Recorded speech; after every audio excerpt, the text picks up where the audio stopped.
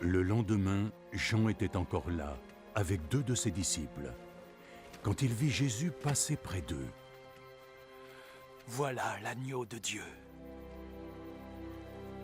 Les 2 disciples l'entendirent prononcer ces paroles, et ils suivirent Jésus.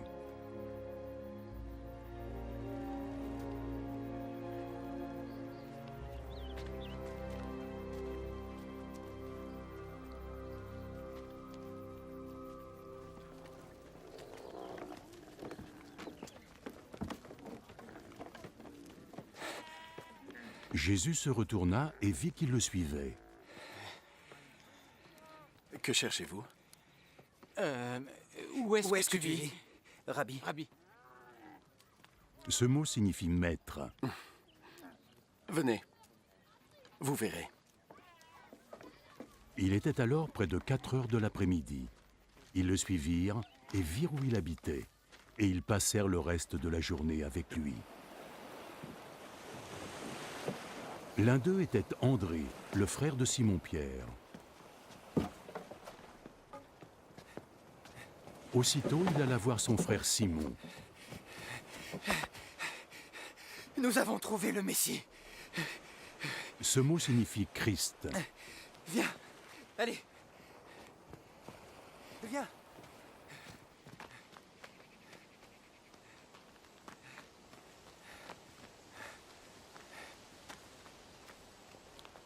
Puis il conduisit Simon jusqu'à Jésus.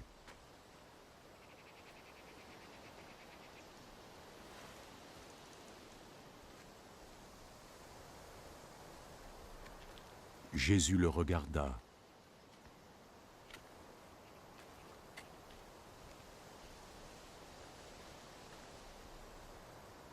Ton nom est Simon, fils de Jean. Mais on t'appellera Céphas. C'est pareil que Pierre, ça veut dire une pierre. T'en veux combien? J'en prends un. Un seul? Ça ira bien, merci. Le jour suivant, Jésus décida de se rendre en Galilée. Très bonne qualité. Ta femme sera très contente.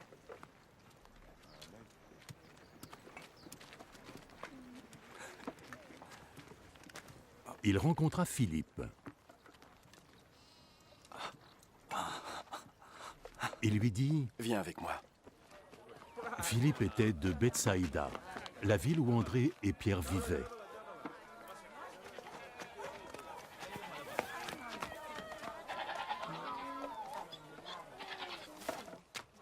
Philippe alla trouver Nathanaël. Nous avons trouvé celui que Moïse a décrit dans le livre de la loi et sur lequel les prophètes ont aussi écrit. C'est Jésus, fils de Joseph de Nazareth. Quelque chose de bon peut-il venir de Nazareth? Viens et tu verras.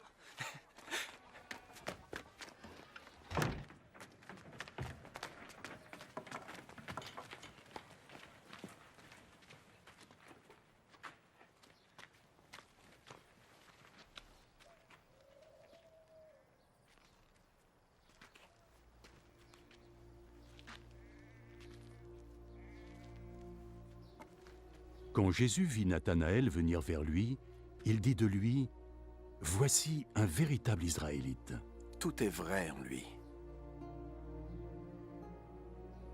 Comment me connais-tu? Je t'ai vu. Tu étais sous le figuier avant que Philippe ne t'appelle.